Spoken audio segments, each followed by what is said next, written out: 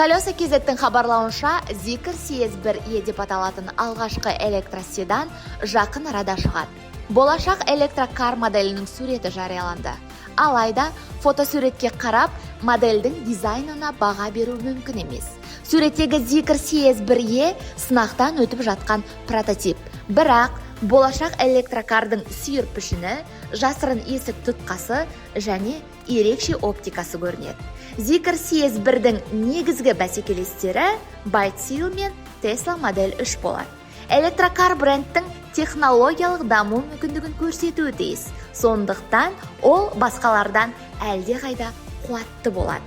Zikr алғашқы седанын 17 қарашада Гуанчжоуда өтетін көрмеде таныстыратын сияқты. Олай болса, аталмыш седан жыл аяғына дейін Қытайдың нарығына шығуы мүмкін.